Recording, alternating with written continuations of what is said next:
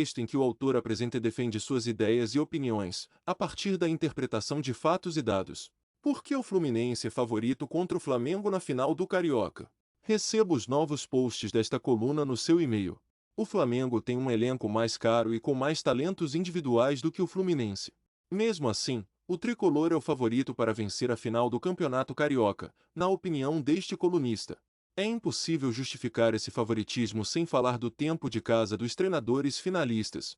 Fernando Diniz foi anunciado pelo Flu no final de abril do ano passado.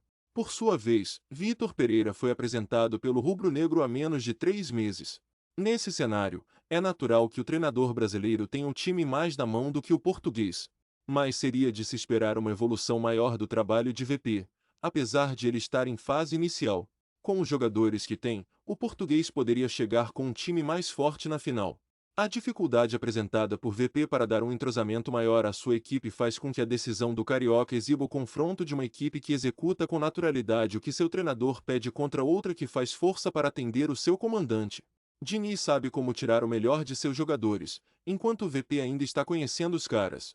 O Fluminense é um time organizado na defesa e no ataque. Por sua vez, o Flamengo tem lampejos de bom futebol ofensivo, mas em boa parte das partidas mostra desorganização.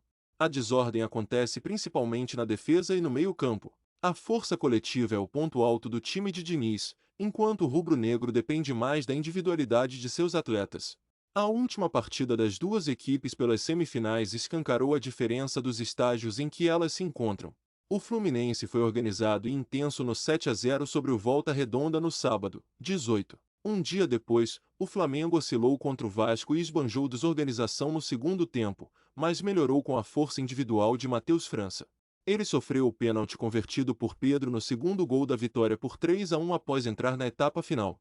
O talento de Pedro, autor de 2 gols, também foi fundamental.